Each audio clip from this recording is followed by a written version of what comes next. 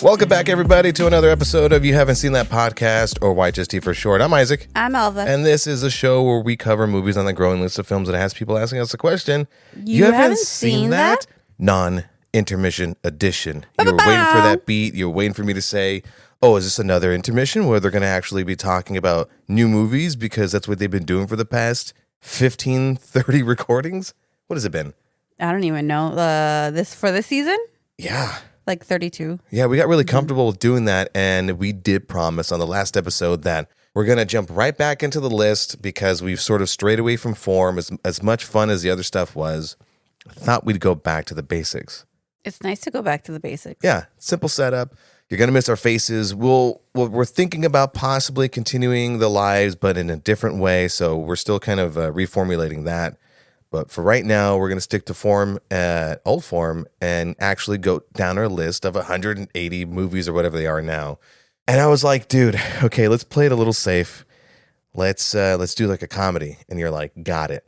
Let's cover the 1992 The Mighty Ducks. Dun, dun, dun. Starring Emilio Estevez. And then I was like, Emilio! Mighty Duck Man himself. Forget about it. But before we do that, because we still are kind of bringing in some of the old form into the new form, a reminder to follow us on our social media. At YHSC Pod on Instagram and TikTok. And that if you love what we're doing, what we have been doing, whether it's old or new or any kind of iteration of it, that you can support us on Venmo at YHST Pod. Boom. Jinx. Isaac. Thank you. But it's going to be awkward if I was jinxed throughout the whole podcast not being able to speak because it's an audio format, Alva. It's okay. They can survive. All of our millions and millions of listeners. Speaking of which, quick call to action. If you like what we're doing, other than supporting us on Venmo at YHST Pod, hit the like, hit the subscribe button, hit the notification on all the things, share, rate, review. All of these things do indeed help us. Like I said in many of episodes, like I want to continue doing this. One of these days, I'll quit killing bugs for a living and provide this kind of content and more to you guys. One of them days. One of these days, hopefully soon. And an additional reminder, we're still bringing you YHST Snacks, which are our bite-sized movie reviews on our social media, TikTok and Instagram at YHST Pod. So still look out for those things because we're still bringing them to you. Those will always and only be new movies that we've seen. No matter what happens, that's staying constant and consistent. Yeah. What he said. Can we get into the Mighty Ducks now? We can, yeah.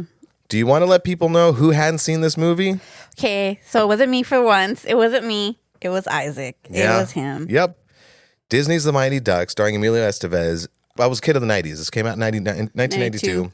I was born in 1990. May the 4th be with you. And our show cat is jumping up, bothering stuff. Ari, didn't you see the red recording light? God damn it. He was trying to go on my lap. Come here. Now, I thought this was going to be one of those movies that I thought, well, I know I've seen bits and pieces here and there, and no, I don't remember this movie at all, which kind of confirms maybe that I'm going senile or that I actually haven't seen this movie, not even a little bit. What? Yeah, I don't know how I missed this. I know like family has seen it, or I've been around when they were kind of watching it, but I've never sat down and watched it piece by piece or obviously all together. So Is it because you never liked hockey? no, it's not that at all. Dude, I barely started liking hockey like 3 years ago or 2 years ago when we started getting into it. I've been into it, but I just haven't watched it in a while. But so do you remember growing up and watching this movie? Yeah, I remember it being on like what was it, the Disney Channel movie things on the weekends or the marathon things or whatever it was. That's how I watched it. But I did also have cable, so. Oh man, you're flexing over here. I do want to give some credit to our friend Rachel, who I think inspired us to put this movie on the list because we in the Morenos, I think some of the Hypertech, the Gentry Boys, the Jermaine anyways, all of our friends were all there at a Ducks game. The first one that we decided, no. Yeah, no, it was one of the first games that we all went to together, and then Rachel's making these references. She's like, the Flying V. I go, right? And she goes, the Ducks. I go, yeah, we're at the Ducks game. She's like, no, the Mighty Ducks. I go, the movie? She goes, yeah, you don't know the... Yeah, the Anaheim Ducks wouldn't be here if it wasn't for this movie. So I've learned during that game and then later on. But so then she asked me the question, you haven't seen that? I was like, I turned to Alva. She's like, all right, let me put it on the list. And now it's I was one of the ashamed. movies. You know what? No, we've said it in very earlier episodes that there was no shame. This is why we wanted to become cultured. And so we created an entire podcast, spent thousands and thousands of dollars. That wasn't the reason. I was ashamed that I was sitting next to someone who's never seen this movie, but I cannot move my seat due to my superstition if I do move my seat. And we've seen how that happens in other games before all this. So what is your immediate takeaway from being familiar with the movie? I think it was just more of like, oh, what is a sport? It's hockey. Let me go watch it. And then it was just kind of like, also kids my age of course, like this movie came out when I was probably like 2, maybe 3.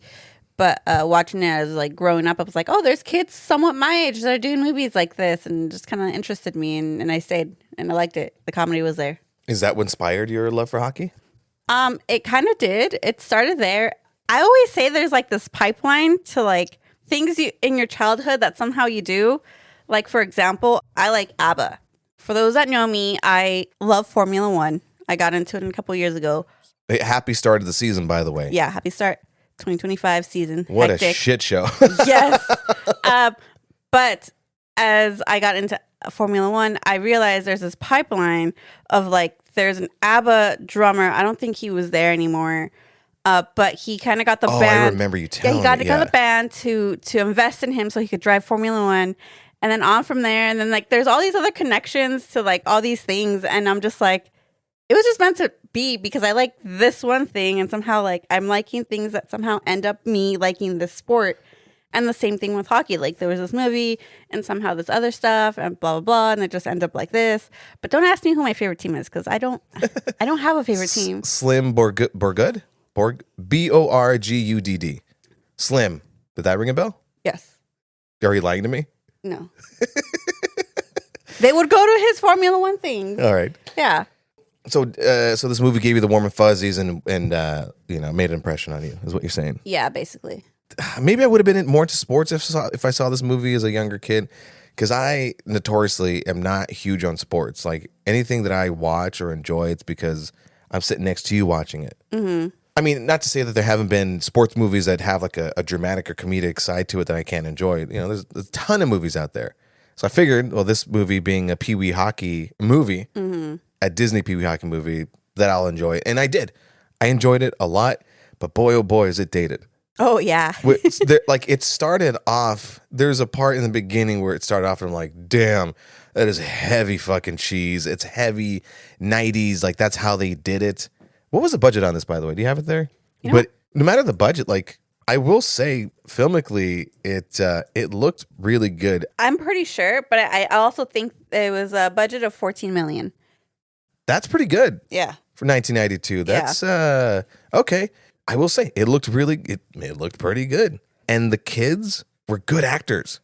There's some people that I was like, is that person? Because like Joshua Jackson, the guy that played Fulton, who's now in Daredevil. Okay. Who plays Foggy. Okay. The girl who I've seen in Wet Hot American Summer. Was it Connie? Yeah, the one that played Connie. This one? I can't pronounce her name. Margaret Moreau. Okay. Yeah, I was like, whoa, man, all these kids are young. Except for Joshua Jackson. When he was introduced, he was very androgynous as a kid. And I absolutely thought that he was a girl.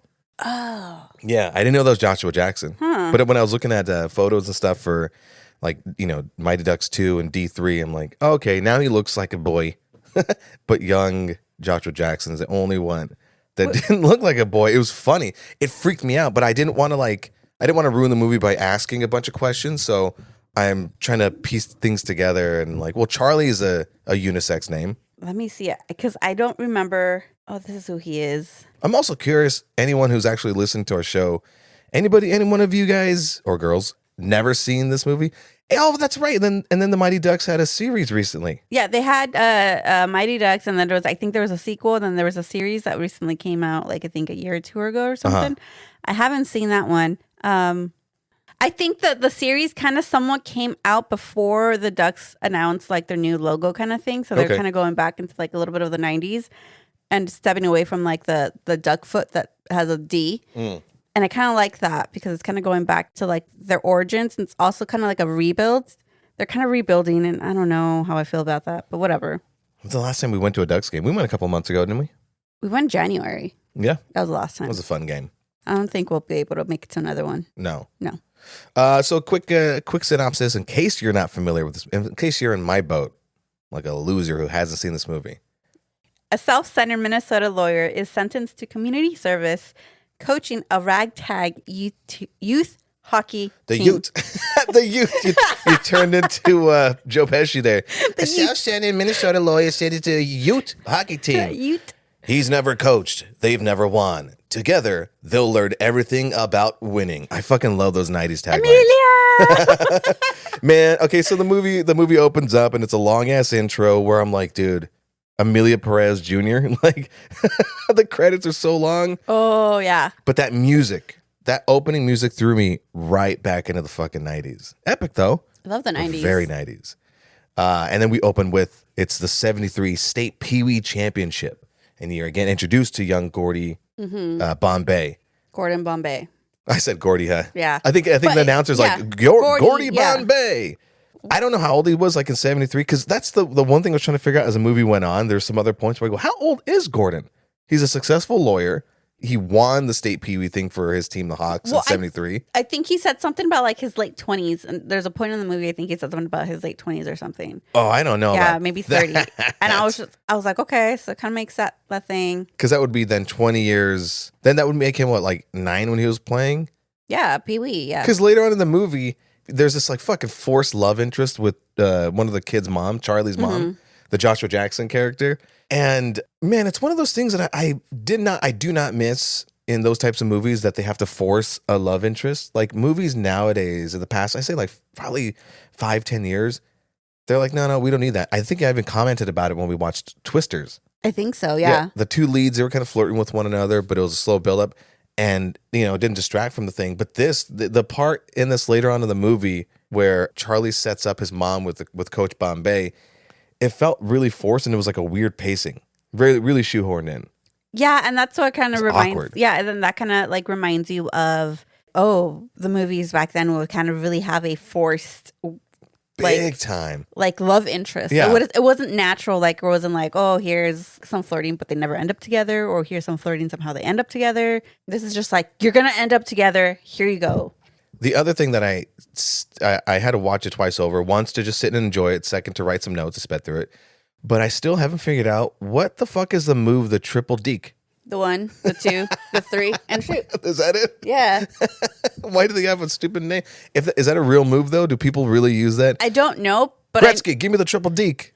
his record's being... The only hockey player I know. Record's being challenged right now. What did I opened up a can of worms? Yeah, huh? you did. How dare you?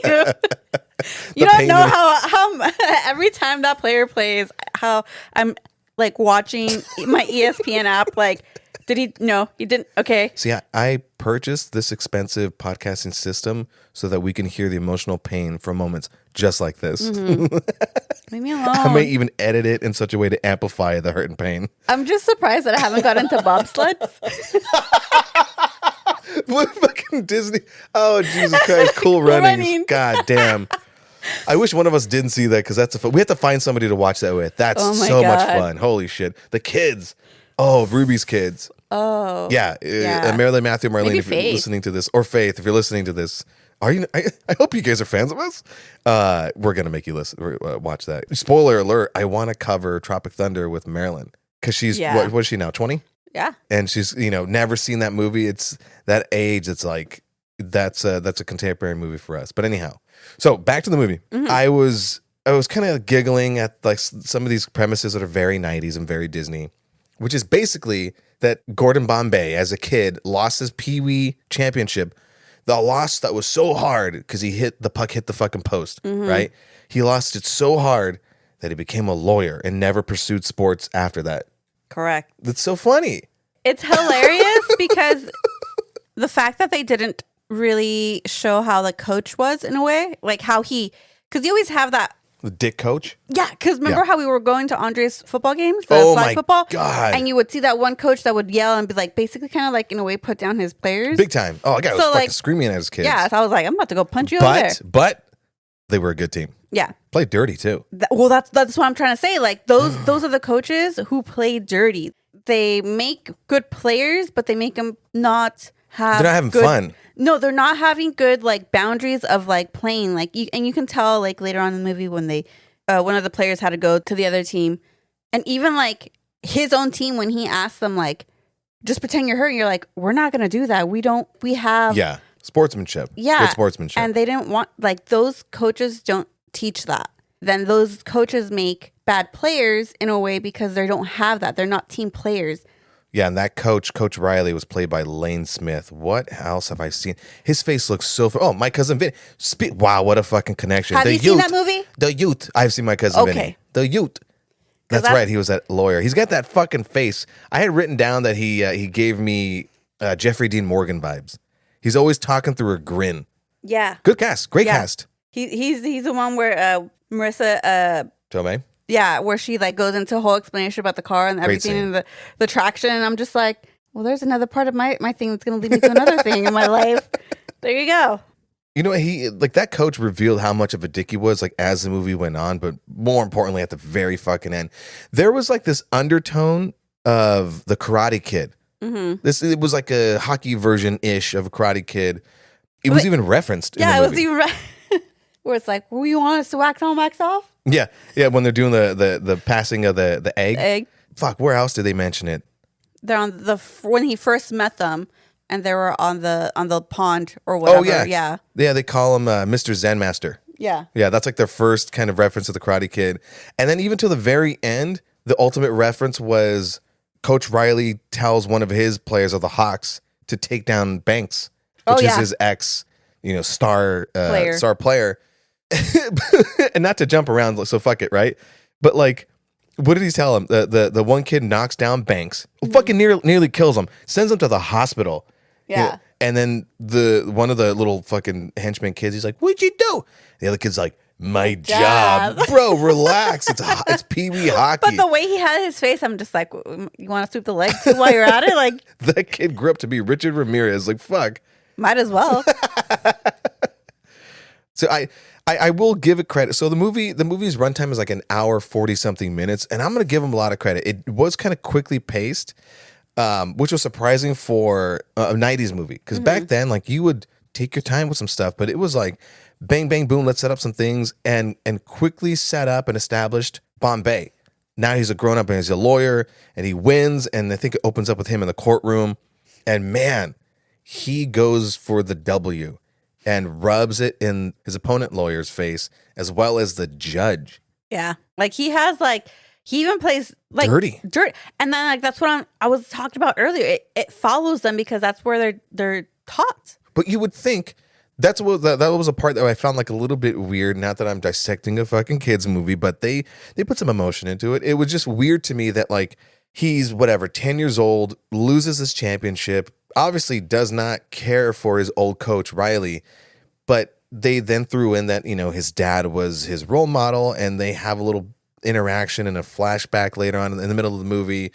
I'm like, but you still took with you these like bad sportsmanship ways to win things. Well, yeah, because they referenced in that movie that I think that same year or earlier, whatever, his dad passed away. So in a way he was like, he missed his opportunity to like at least make his dad proud. Yeah. And he like took that as a bad way because he didn't have a coach who supported him to be like, no, you did your best. And it wasn't until he was coaching this team where he goes, oh, if I just would have made it like quarter inch. And then the kid goes, well, you also could have made it a quarter inch the other way. And he goes, I never thought about it that way. But what's also surprising is Ducksworth in the first half of the movie is a decent guy for a lawyer.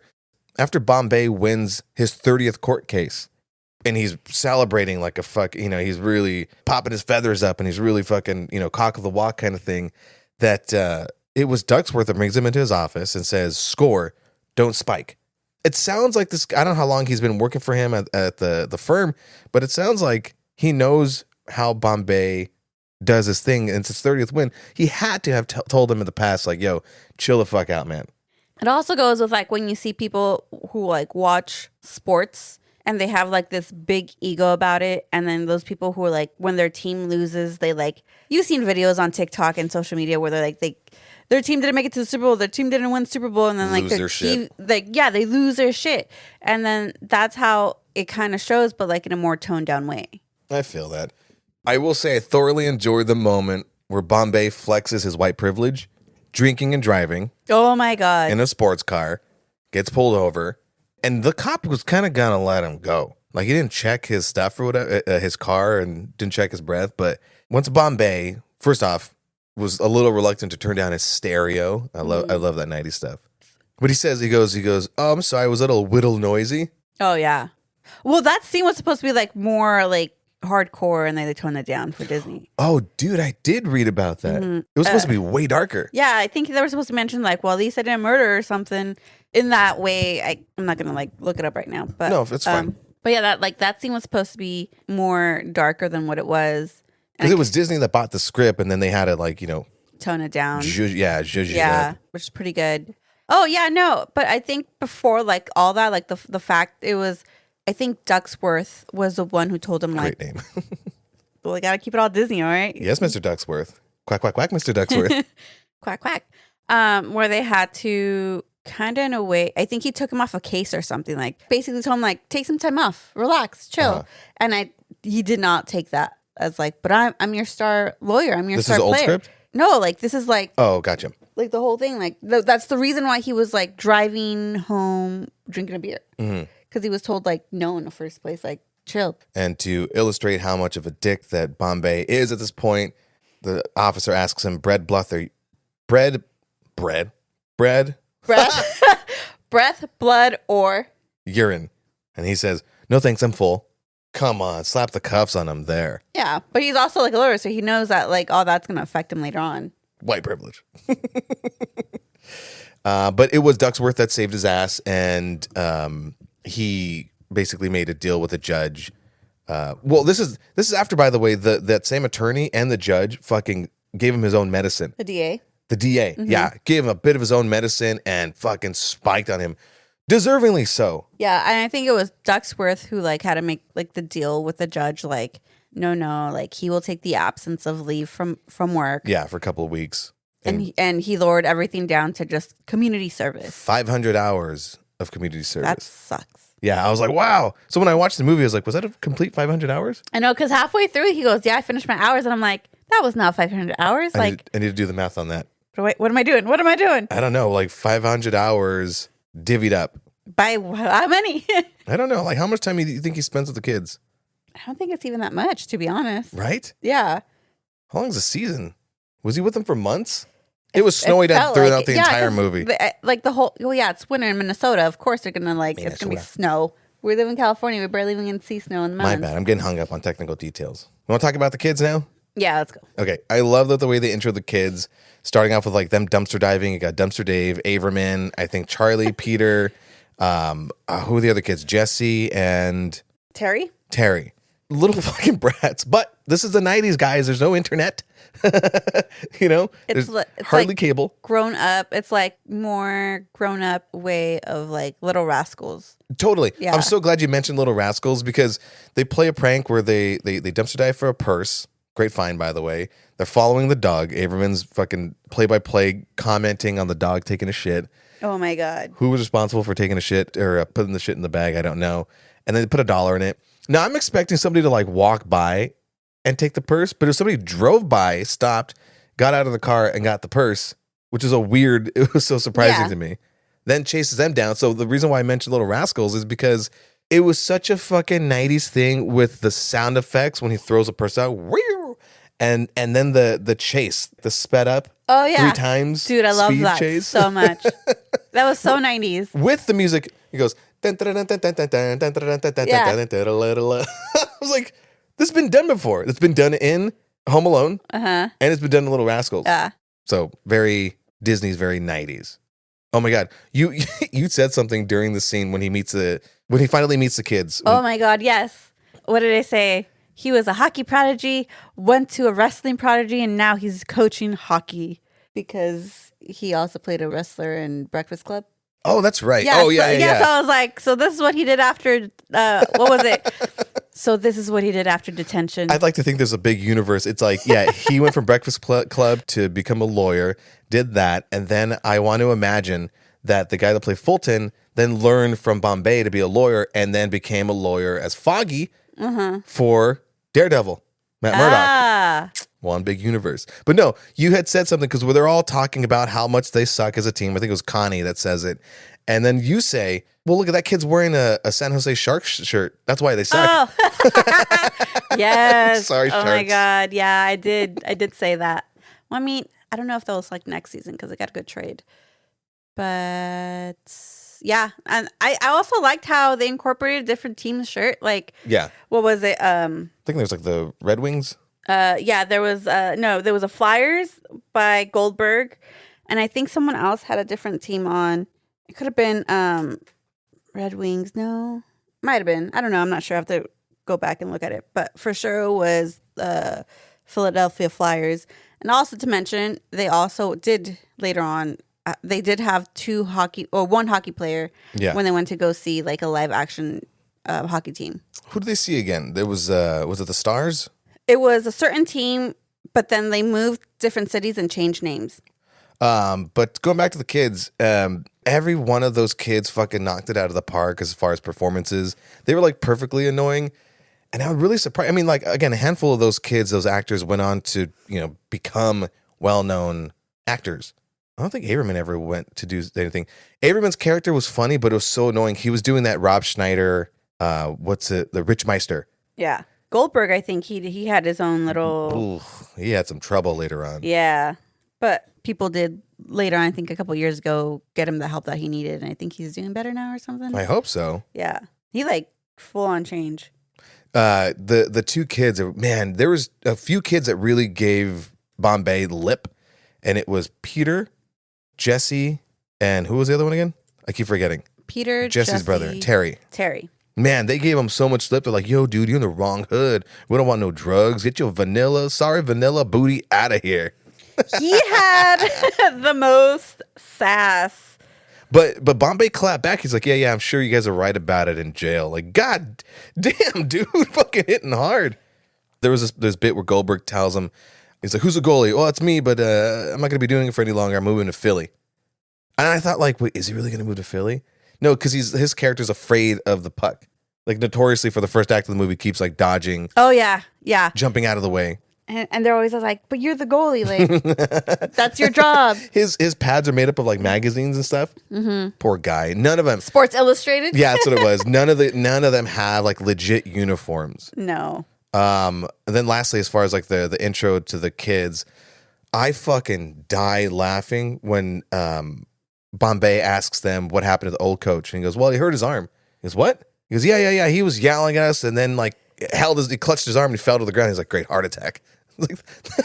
Did the coach die? I think so. The kids? Is anyone going to let them know? So I don't know. Sad. So they were all equally, like, monsters. I felt sorry for nobody. Yeah, no, I'm good. Like, I think Charlie was the only one that kind of knew what was right from wrong. Yeah. But because you're also in a team, you kind of have to, like, if you don't follow, like, team kind of thing. Yeah, what the team's doing, then you're the loser. Then you kind of, like, in a way, like, we can't trust you. We don't, what? You're not going to follow us? You don't trust us with our thing? Well, he had a good mom. Yeah. To the point that she fucking tore Bombay a new one because he took the kids into the car. Mm-hmm. Remember, kids never go into a car no matter how well they're dressed. That's how they get you.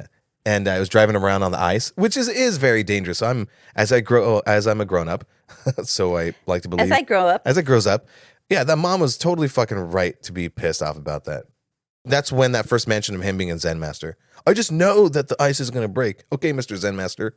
But also, like, how when he finally put on his skates and, like, realized, like, no, like, I am good, like, at skating. I can teach, kind of like the turning point of him kind of like being I can do this. Yeah. I can coach. The way they made the scene, like, where he's, like, gliding and everything, I'm just like... I fucking wrote that down here, too. Would you like a crown with that, princess? No, but it's such that thing that I think nowadays productions do it better. But back then, it was so blatant where it was obviously like a stunt double, mm-hmm. right? Or body double. And I will give him credit. Like, if he really was skating for the close-up, I'm like, hey, he's doing, like, not a bad job. And then when they have, like, the wide shot, whatever his double wasn't doing like ridiculous moves as far as skating is concerned, but obviously he was more limber and nimble. Oh yeah. But it's so funny. I love those things. There have been movies that are parodies that they kind of reference shit like that with those obvious stunt doubles. And I noticed it, and I'm just like, that's not him right there. I think Naked Gun has done that. There's a show called Andy Tribeca. Anyways, so then they have their first game, and it's against. They're not yet called the Ducks; they're called the D5. So it's D5 versus the Hawks. District 5. District 5, and they don't have any gear; just hoodies, a football helmet with like the tape on the back with their name on it. Yeah, whatever. It's sad. Whatever shirts they're kind of playing with. And I'm just like, okay. Are they poor? Are they all poor? I don't think they're like a good team. They never had like a good coach and stuff, so they never really had the money to buy like the equipment kind of thing. But they lose so bad that when Connie tells Bombay that they came close to winning once, she says, "Yeah, we only lost by 5 that time." Like, dude, how bad? Isn't there like a rule in like a mercy rule back then that if you're losing by a lot, that they'll just like, all right, game's done. You lost by 20. There's no coming back from that. Like Pee-wee? Or is that just football? Isn't there a mercy rule? Anyways, I don't know. I'm gonna have to look that up. as far as like some of the rules in the hockey things, some of the things that they do are actually illegal in hockey. Yeah. The big one is like the flying V. Yeah. It's like, no, you can't do that. It's a kids movie. Let them have it. Look, what was it for Andre's team where I was like getting mad? I'm like, that ref doesn't know shit. What is he doing? Yeah. Is it illegal for him to do that? They're just kids. But I guess they have to learn. Are they just kids? Because there was a moment where Averman is doing his, hey, batter, hey, batter, and Bombay tells him to shut up and that it's not baseball. Yeah. Hey, goalie. And you're like, if that's not ADHD, I don't know what is. I'm like, Alva, they're just kids. Well, he was my favorite one because he was just like very like quirky. He would be. Yeah. He would be.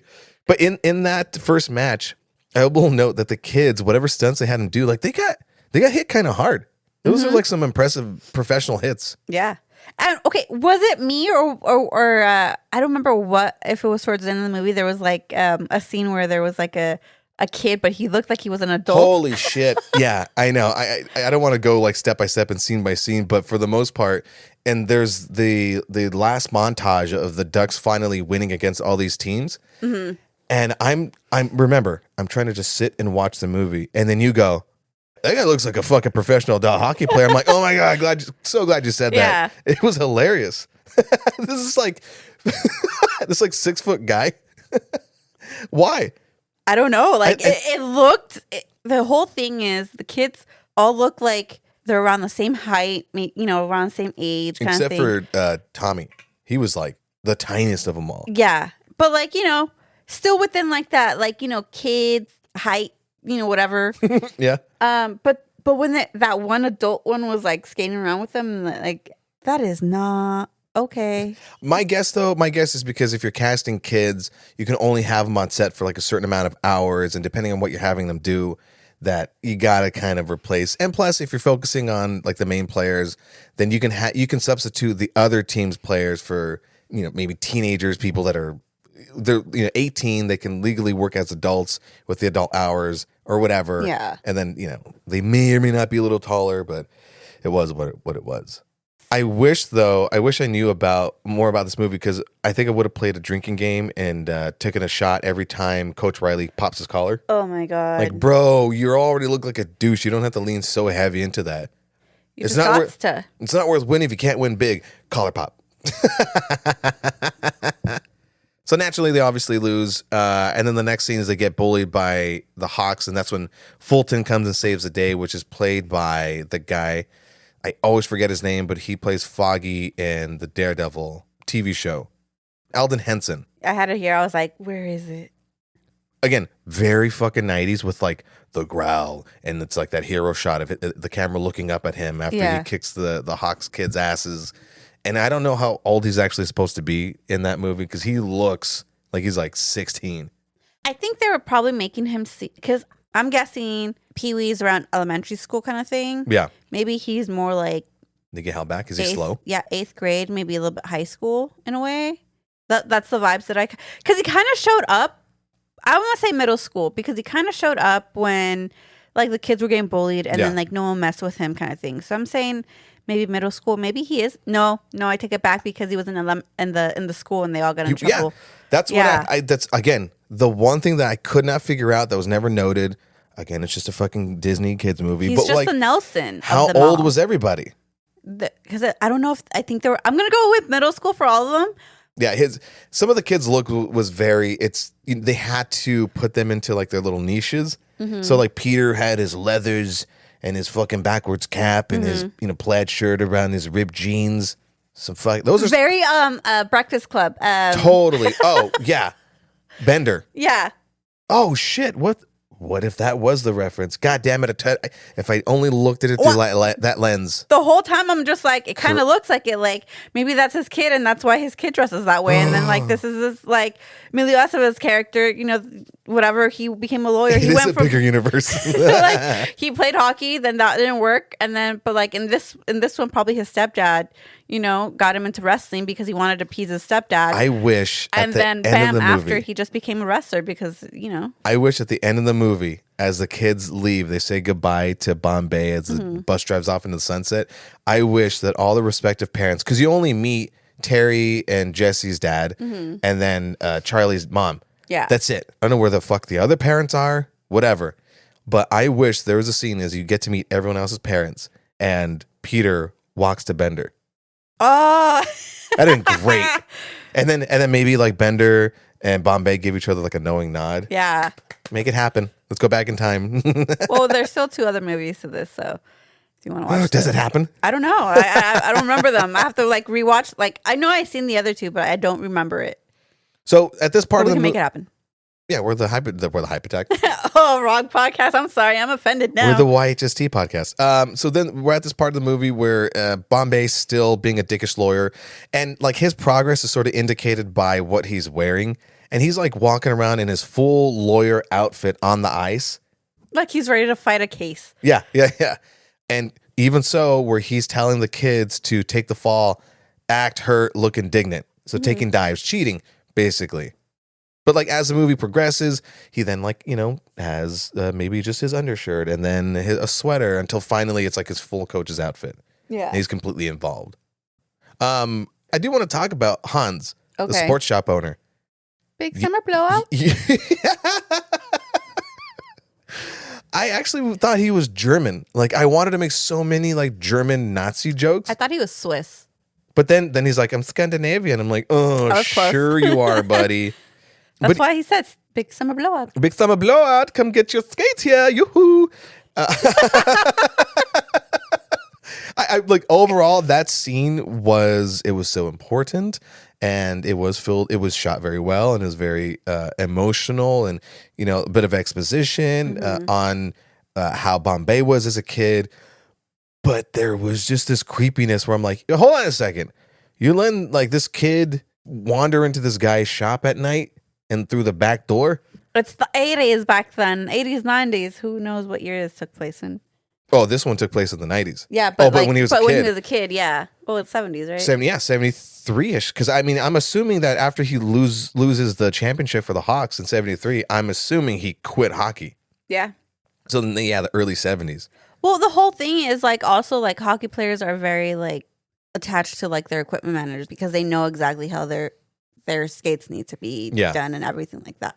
So, but the thing that added on to it being creepy, that's just me, is that he kept the news clip and he had it framed, the news clip of the loss, that 73 loss, and then just happened to have a photo of Bombay and his dad. Well, I think this is my assumption to all of this is that when you're playing these sports, you go to like that shop that's always going to be helping you out. That's like that local shop. Yeah. For fuck's sake, we have like our Starbucks baristas that we're friends with. Like, so I'm guessing it's the same thing. You become a regular at this place. But we didn't lose a championship, Alva. No, but we did lose coffee. But at this point, Hans does show Gordon the errors of his way, reminds him of how good of a skater and player he was. And then you get that fun skate scene that we mentioned before. But I was really surprised to see how quickly, I mean, like, I know it's a movie and you have to have it paced through its hour 40, but it happened relatively quickly that Gordon then goes over to Charlie's place to apologize to him face to face. That is true. And then has the balls to then go to Ducksworth and ask for $15,000 for the team. Which he got because they needed equipment. I'm sorry, but that team needed equipment. They needed something. They So- needed to fundraise. Safe to say though, if Hans weren't there, Gordon would have still have fucking hated the kids. Yeah, I think in a way, Gordon was that father figure after he lost his father, Yeah. and Oh, you mean to Charlie? yeah, Yeah. Hans was the father figure to Gordon. That's why he kind of like took his words. Pay it forward. Yeah, no, like took his words like to heart. Like, you haven't lied to me. Like, you have, because like even when he saw him yelling at the kids and he like looked at him and he ran out after him, the face of disappointment that he had for hearing him yell at the kids, Yeah, knowing that yeah. was wrong. So I think that's just one of those things where like it was probably like another father figure in his life, that, you know, a good person in his life. And he took his words to heart, and that's probably what changed him, because he's like, no, you were never like this in a way. The one thing I love about 80s and 90s movies are the gear up and training montages. Oh, I love him. Cue the good music, good vibration, right? Good vibration. Yeah. The noise. I don't even know if I'm going with the song. But They whatever. then recruit Tammy and Tommy, which are the figure skaters. Yeah. They're siblings. Then you have that the Karate Kid reference with the egg routine. Yeah. Also, I want to know who the fuck cleans up that mess, because they fucked that rink up. With that Zamboni, delicately. Delicately. Delicately. The Zamboni, like, would that clean that up? Or would, because I feel like it would dry up. Like, If it you're a would freeze. Zamboni dryer and you listen to the YHST pod, please need hit to us know up at this. YHST pod on Instagram and TikTok in the comment section. Also, Let us know. Do you drive a Zamboni for a team? You can get us in. Thank bro, you very love- much. Yeah. They fucking, who do you think they treat the worst throughout the whole movie? Because like they very much are family instead of just like a team, so they can like rib each other. That's the one thing I was gonna say before, is like how they're dressed and everything. Those kids are cool. They're kind of losery, but they're cool, and they have each other's backs. I was really surprised by that. Like without that, they'd have fucked. But poor Goldberg, they beat the shit out of that kid. Dude, they just left him there. After They tied him up. everyone went for pizza, just left him there. But I felt like in that way, he had to learn to like be like, no, like you have to protect your goal. Yeah, But you take the hits. But I felt like he wasn't weird enough to be the goalie. I'm gonna assume goalies are weird. Yeah. I could understand. What was his name? The one that I said that had ADHD? Averman. Yeah, I felt like he could have been the goalie. The thoughts and opinions expressed by Alva Carmona are not fully understood and expressed and shared by the full cast of the YHST podcast. I'm just saying. And then, cue another montage after Fulton reveals to himself accidentally by breaking the fucking window that he can shoot like a motherfucker but can't skate and can only shoot 1 out of 5 of those pucks. And you have that rollerblading montage in the mall. Oh my God. I've been saying it over and over throughout the entirety of this podcast, but it's so fucking 90s. To the point, like, if you didn't have a fun montage of cool music, from an objective perspective, dude, they knocked a woman into the fountain. Oh, it's hilarious. I thought she went bald for a second because she had blonde hair. And then they stole someone's food. Yeah, that's fine. That's fine. They weren't going to eat it anyways. I do love how still the kids were reluctant to progress. Like, they're enjoying the training. They were actually learning. They're getting it. They're progressing at it. But still, like, when Bombay presents them the new jerseys, they're still like, I don't know, a duck. The ducks? Little stupid duck. What? No, they're cool. They're noble. They're agile. They fly. And then he says, ducks never say die. I'm like, motherfucker, that's the Goonies, bitch. I'm proud to be a duck. Nerd. I don't know about like the actual professional team, the Mighty Ducks. Did they have that jersey? That jersey I was really surprised by it. The Ducks jersey? Yeah, I was when it expecting like started? the hockey mask duck. Yeah. Look, I'll show you right now. But no. But the jersey that they had was like an actual A duck? duck. I don't know if they had that. I know they had like the hockey duck. You seen the mascot for the Ducks? Yeah. It's just like that, his face kind of thing, and then a thing. I'll show you. We'll I put can't it up explain on, it. Yeah, we'll put it up on the thing with a thing and the thing.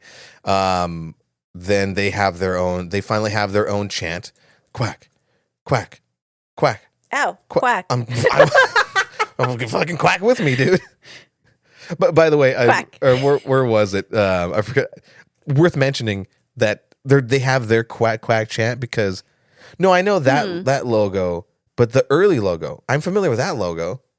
Was their first logo similar to the movie's Mighty Ducks logo? Yeah, 1993 to 2006, and then. What are you talking about? Look at the movie. No. Oh, yeah, no. Okay, never mind. Yeah, well, look at the movie's logo for the Mighty Ducks. It's like a fucking goofy duck. Oh my god, it's like a weird ass Donald Duck. Yeah, I thought yeah, it did look like Donald Duck. They did make a lot of Disney references in there. Oh, yeah. The Mickey's Diner. This one? Yeah. So I'm saying that the professional team have that logo. No. Okay. It's a weird one, though. Deformed goose. So they start up their chant, quack, quack, quack, Quack. quack. Because the fucking Hawks chant are win, Win. win. I'm like, when he started doing real the on win, point. and the kids are like, what are you, like, they looked at him like he had like 5 heads, and I was like, exactly. And then one of the moves that was actually pretty cool is when he during one of the teams, I can't think, against the Cardinals. Mm-hmm. I thought it was really clever, even if just like from a writing standpoint, to scare the Cardinals by having Fulton in the beginning like warm up by doing a shootout, and then when they're actually playing, they do the move that they later call the Statue of Liberty, where Fulton has the puck and he's rears back to he's gonna hit it, and then Connie comes in and actually does the hit. Yeah. Because they didn't want to lose the game with a missed shot. Oh yeah, because he only does 1 out of 5. Oh, and credit to Karp, the little chunky kid, other than Goldberg, taking the fucking heater to the Domskis. Dude, He took it fucking hard. his helmet just dented. I'm just like, That yeah, kid's dead. He's dead now. he's dead. But I was curious at a certain point in the movie. I was like, okay, he's a successful lawyer. Like, there has to be a part where he's flexing his lawyer superpowers. Mm-hmm. And then he does by stealing banks due to the district line, revealing that where the Banks family lives is actually the District 5 team. Yeah. And so technically, he's a duck, because that was revealed to him by Hans that Gordon would have been a duck. Oh, that's right. Kind of a dick move, though. Why did Dick move? It's a lawyery dick move. But like, he's trying to right the wrongs of like the game. Like he's in a 'Cause way. he stole a player, man. But even in the thing, it said like the line was there. The map is different. I heard the lack of confidence in your argument. Whatever. Okay, and then there's this part of the movie where I'm like, okay, it's very, very 80s, very 90s. Everything's going fucking swimmingly. Everything is going fine. Like, they're kicking ass. Yes, he stole banks. He stole a player. Gordon and Riley have this confrontation. Riley calls him out, telling him that his kids are losers. And then some of the other kids, I think it was Terry, Jesse, and Peter, overhear Gordon sarcastically clapping back, saying, yeah, my kids are losers. Maybe they deserve to die.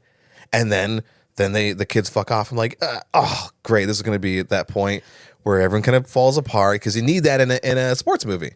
Well, it also goes with like, why are you eavesdropping? Dude, random. You only get half. Like, either you come towards the end of what they're saying, Yeah. or you come in the beginning and then leave because you hear something offensive, but you don't hear the rest of it. And the whole thing, it's like, might as well just stay for the whole thing if you're gonna get offended. That's what I thought Get the too. whole damn story so you could get offended. Because I know I would stay there and be like, That's what I was "Excuse thinking. me, ma'am." And then this is where the fucking term cake eater popped up. And I'm thinking, what does that even mean? I never called someone a don't cake eater as a know. slam, unless that means that they're performing a backdoor snacky. To this day, I don't know, and I don't want to find out. Because he says it a bunch of times. I think it was like, Jesse, dude, this is the most lip that Jesse gives Gordon, where he's like, yeah, we heard you call us losers. And he's like, no, you got to play. He goes, yeah, whatever. Play with yourself, you cake eater. I'm like, whoa, bro. Is it because maybe the darker script would have been like, hey, coach, fuck you? Just a Yeah. straight up curse at I him? don't know. So the Ducks have to forfeit the game. I think I just found out the answer right now. Cake eater is actually a Minnesotan slang for rich person. Fucking internet. That's such like a non-slam, though. A rich person who is spoiled, self-indulgent, and greedy. Oh my God. Because you can't have We have a similar thing on the Hype Attack podcast, Yeah. where like we call Doug an upstairs person because he had a second floor. what is upstairs person? So they forfeit the game, and at this point, because basically half the team fucking falls apart, Bombay makes this like really self-sacrificial decision, and I was kind of impressed by it, again, from a writing standpoint. He knows that the team's not gonna fucking play with him as a coach, But you would think that, like, dude, you're a lawyer. You can argue with, you can fight this case. You can argue with the kids. Clearly not. Because he was like, I'm in my match. I cannot with all of you. That's the part of the movie that threw me off. And I was like, okay, whatever. They need to fall apart and they need to come back together to come back even stronger. And that conversation happens at Mickey's Diner with Charlie, where he's going to quit the coaching. Much credit to Joshua Jackson's performance, where he's crying. I was feeling that a lot. Yeah. Before he runs out, he says, "You made us, now you're stuck with us." I'm like, yeah, Bombay, you asshole. Stop being a fucking cake eater. Cut to. Unless it's my mom, coach. Gross. So then cut to, we're in a classroom where, for whatever fucking reason, literally the entire team is in the science classroom. Oh, yeah. Cue the blue balls joke. Oh, yeah. The teacher's like, the molecules are represented by these blue balls. Everyone's like, like, God, you can't make that in Disney movies now. I don't think so. No. I think maybe the closest you get are like MCU movies. Probably. But because Charlie is still, even though he ran out, Charlie is still on Gordon's side. Mm-hmm. Because he pretend to be on. Well, he doesn't. He's not pretend that he's on anyone's side. He's openly on the coach's side because he told Gordon before he ran out that, like, he has to talk with the kids. And so when the kids asked him, like, oh, how did that conversation go? Like, basically bootlicker or whatever. Mm-hmm. And then they have a fight. But this is what I mean by they were like such family that I thought, oh, this is going to be the moment where they all fucking fall apart and break up. Like a true hockey player, they get it out in their fight. And once they're done, their bond is even stronger. Yeah. To the point that they quack at the principal. Oh my God. Quack, quack, quack, quack, quack, quack. Sorry. Now this is the part where I'm surprised at Ducksworth. I'm like, Ducksworth was on Gordon's side. Mm-hmm. Gave the motherfucker $15,000. Made sure he kept him out of jail. You know, made sure he wanted to grow morally. And then because he's friends with Banks's dad, then he just turns on him. Yeah. That's the cake eater for you. Inconsistent Ducksworth, you son of a... Yeah, you cake eating son of a bitch. But much credit to this speech, both in writings, pretty simple, like, you know, cheesy speech, but in the delivery of it. Emilio Estevez fucking delivered that speech about, you know, what a team really is. Oh, yeah. I think he did. It was such a good performance because it was like quiet. There's no music, slow push in on him. Calls Ducksworth bluff, where Ducksworth says, do you want to lose your job over some kids? And then he says, do you want to lose me over some kids? I'm like, ooh. To which Ducksworth immediately fires him. Oh, yeah. Get your stuff and leave. Quack, quack, quack, Mr. Ducksworth. Yes, sir, Mr. Ducksworth. Walks out. But the one thing that kind of stood out to me is when the kids got in trouble, they were on the blackboard. They're like, well, you can't say that anymore. Yeah. On the chalkboard, they were somewhere in cursive, somewhere like in just, you know, like regular handwriting, yeah. I will not quack at my principal. And I'm just like, this is such a Simpsons thing. Like, what is going on right now? That's movie had references to other stuff. Yeah. That was fun. But what fucking school just lets the coach, because the principal didn't know who the fuck the guy was. He's like, I'm their coach. She's like, okay, they're in that room.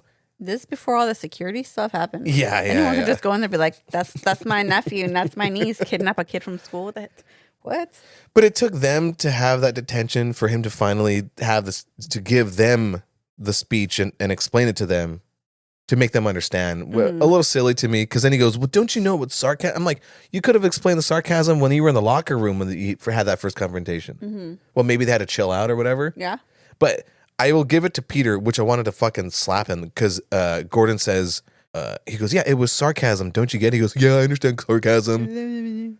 And but it was touching. I don't know who the actor that plays Peter. I don't know if he did anything else past these movies. J.D. Daniels.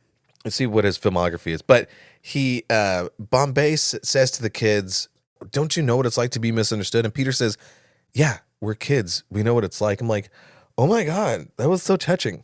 Yeah, you've been a kid where the parents don't listen to you. We watch enough horror films where the kids are telling the parents that shit's going to happen, and they never fucking listen. So these kids are idiots, but they're wise beyond their years. I think. Peter was did a lot of voice acting. Oh, for real? Because The Little Mermaid TV series, Beethoven TV series. He was also in The Nanny. he looked a little familiar, but Yeah. it didn't jump out at me like some of the other actors.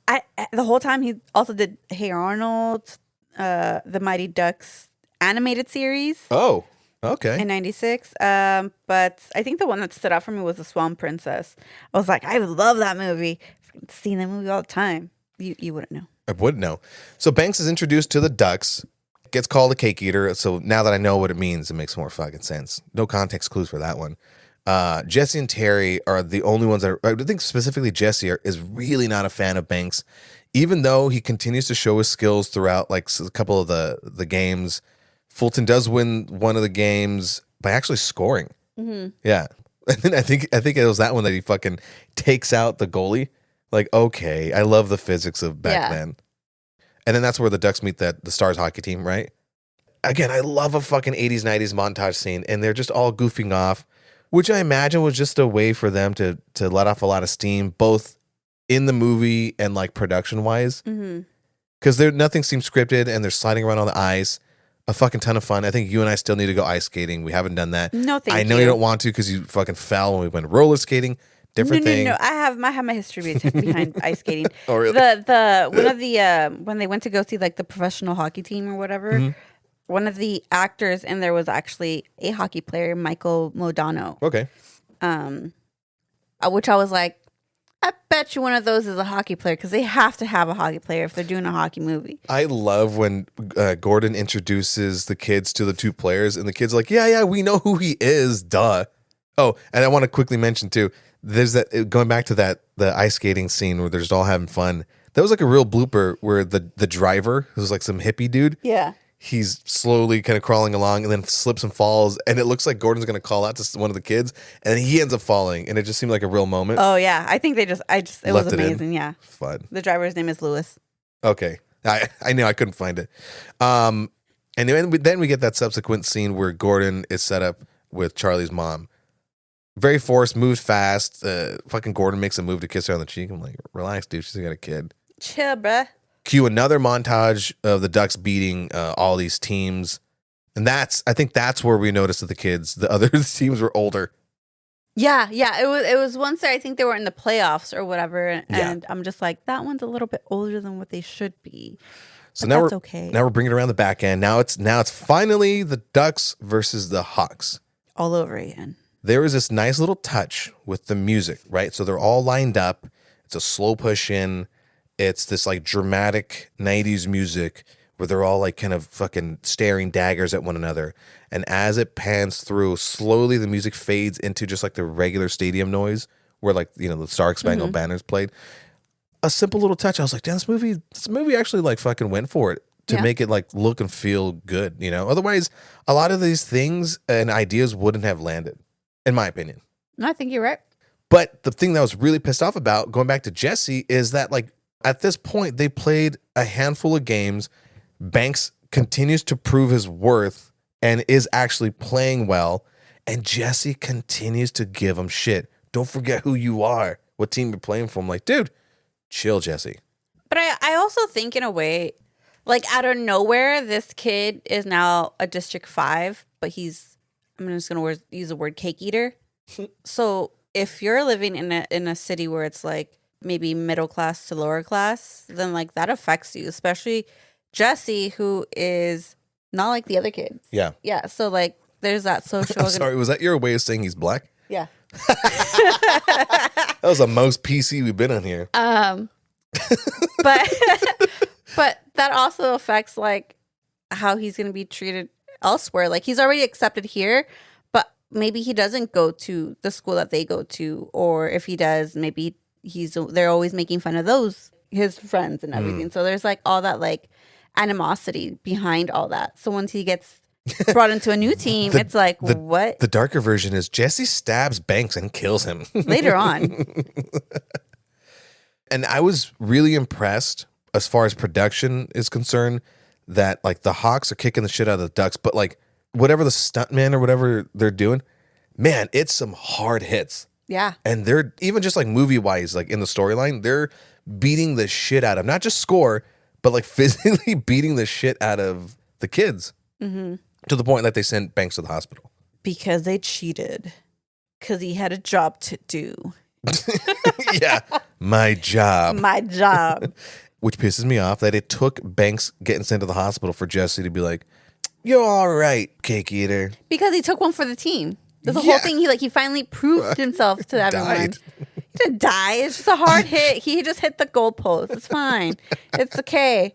He probably just got a little banged up, a little concussion because he passed out. So this is totally like not hockey to me from what I kind of come to understand. Bombay tells the kids not to hurt them back, to hurt them up there. It points to the score. Like, no, they fucking like nearly killed Banks. Fucking stick check one of them or something, which Fulton then does because one of the girls gets, I think Connie gets shoved by the Hawks player. Oh, yeah. And he fucking was going to fight the whole team. And he's like 2 times their size. So why the hell not? I would have. Some of these moves though, it's so Disney. Where Tammy and Tommy, which are like the siblings? figures, the siblings and the figure skaters, or Tammy does this like fucking triple actual spin. Oh, yeah. Then. Which is the dumbest and slowest play, but now it's 4-3 Hawks. But it distracts the other people because it's like, wait, what are you doing? I know. But also going back to like, what is it? Tammy and Tommy? That's her name? Yep. Tammy and Tommy. When they're going on one of the practices and she I don't know anything about hockey and shoves him down. And he goes, "You know more than you think you know." Yeah, and I'm just like, that kid's adorable. Exactly. And now we come to the famous flying V.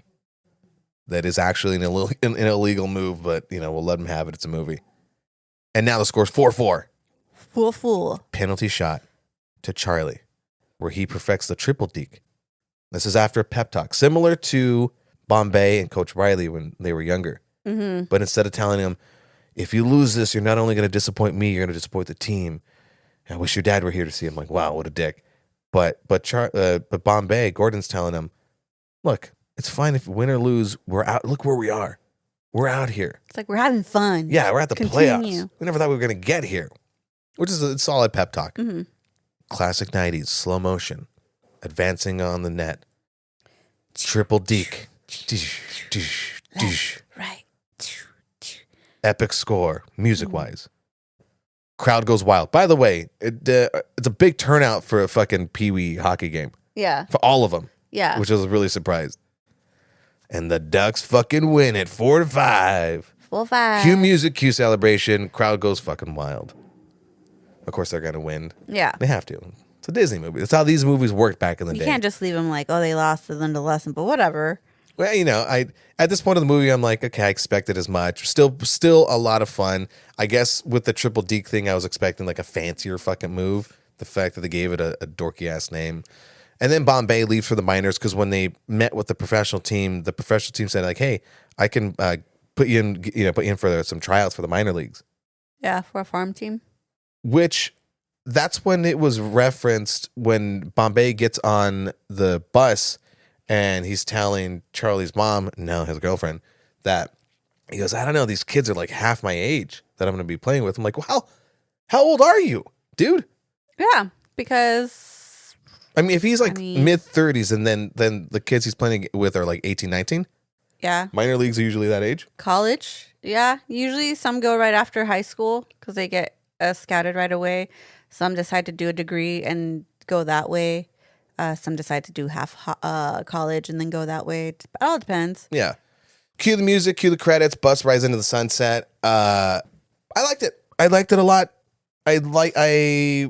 I can see where me being older and it being a nostalgic 90s film where people would love it so much growing up, which I'm bummed out because I don't have that nostalgia other than just that 90s feel, which I do miss.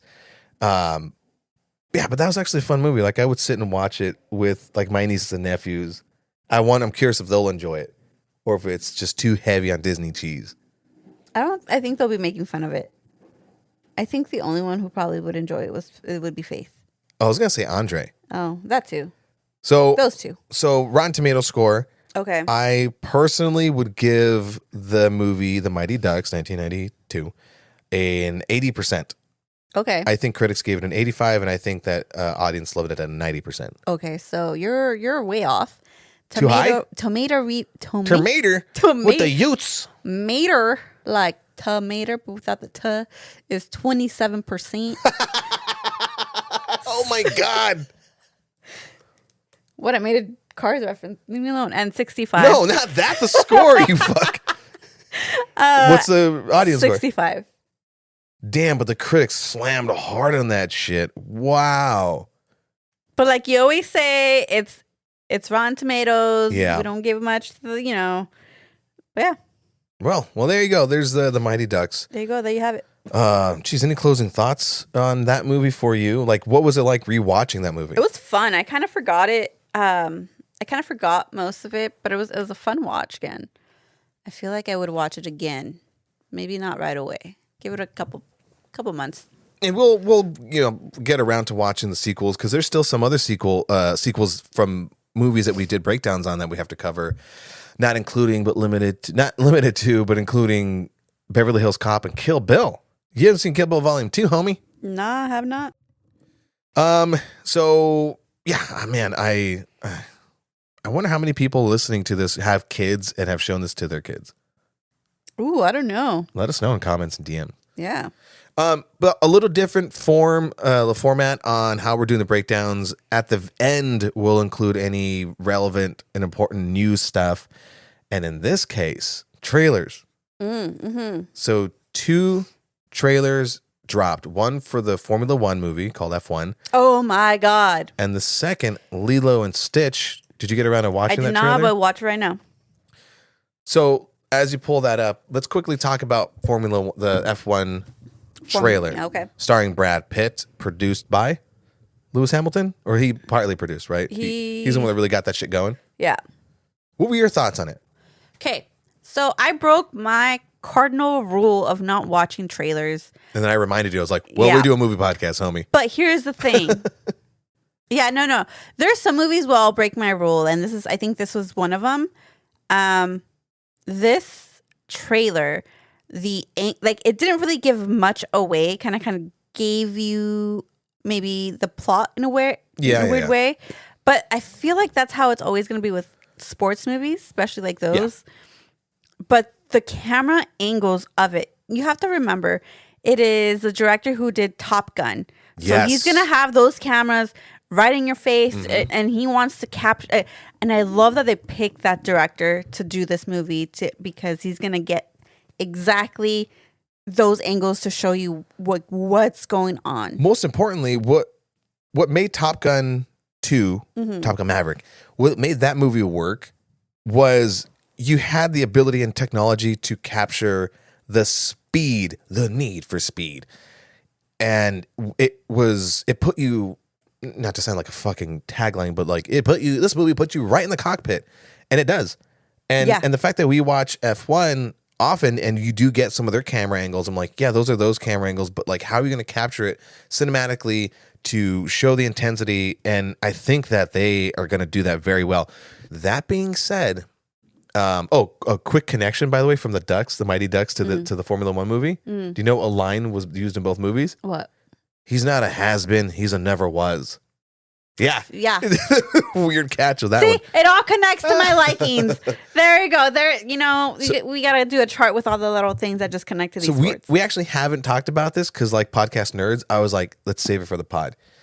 My expectations for this movie is I'm going to enjoy the action and the driving scenes, and I hope that there's a lot of them. Similar to Gran Turismo, they did a pretty good job, especially incorporating some of the FPV drone shots, which I think they could have done a little better, and I hope that you get some of that in this movie. But per the trailer, it seems pretty cut and dry with this older guy driving. It's basically a Fernando Alonso story. It seems like it's going to be pretty simple. I don't know if I'm going to be like emotionally in it, but Brad Pitt, I don't think there's a bad movie that I've ever seen that Brad Pitt's in. My expectation is I'm going to enjoy it for the most part, but I'm not going to take away anything story writing wise. I'm going to be like, wow, they really fucking told a sports story in such a new way. I know there is some controversy with people who've seen like the teaser trailer and probably now this one, because I know before this trailer dropped, there was controversy that there is 2 characters. There's like a love interest kind of thing where they, and one of the love interests is an engineer for one of the teams, and she's female. And if you are very well known in the motorsports sport, females kind of have to I think in any sport, females have to really work twice as hard to show that they can be one of the boys. And I kind of understand where people are saying do they really have to go that way? Because not only if you're following Formula One news, anytime there's anything with a female creator, a female engineer, a female this, even with the F1 Academy, which is all female based, to get them to start going into Formula One, trying to get into these teams, trying to at least be a reserve driver or something.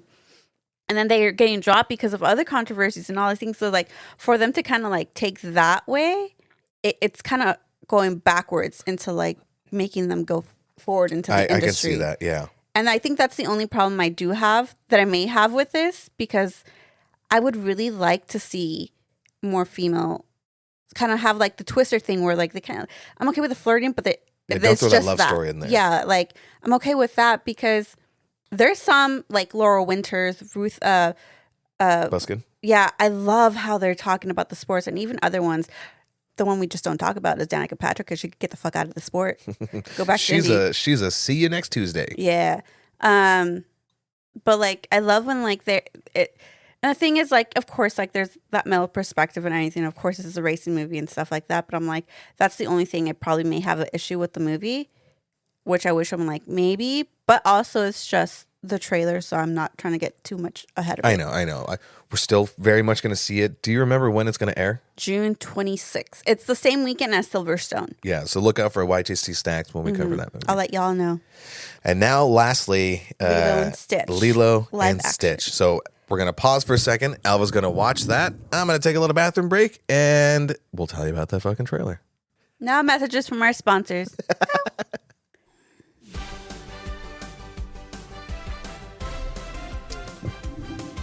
And we're back from our commercial break. Thank you for joining us. Power of Editing. All right, tell me your thoughts. Okay. I have issues. Yeah, we know that. Yeah. No. I have issues with this. One. Oh, about the movie. Got it. Yeah. Okay, so one. Okay, I liked the trailer. Liked it. A little bit too much. I think you could have withheld some of the stuff. Stitch as it is, I think they took and not made it a Sonic issue, which I'm fine with. No ugly Stitch. Okay, so I'm good with that. Lilo, perfect. I think she's perfect for that. Actually, her interviews, because she's so proper. Yeah, there's one where they're how long did it take you to kind of learn the script? And she goes, I love reading, so it didn't take me much. She's like, I love reading. And I'm just I read every day, and I'm like, girl, I love you already. Here are my issues. Nani, I wish they kind of would have. Sister? Yeah. I wish they kind of would have made her a little more of the mid-size kind of girl, because that's what they kind of portrayed her in the. Oh yeah, thicker. A little bit more, because I feel like that would be more, if they're. Would objectify? What's the other issues? I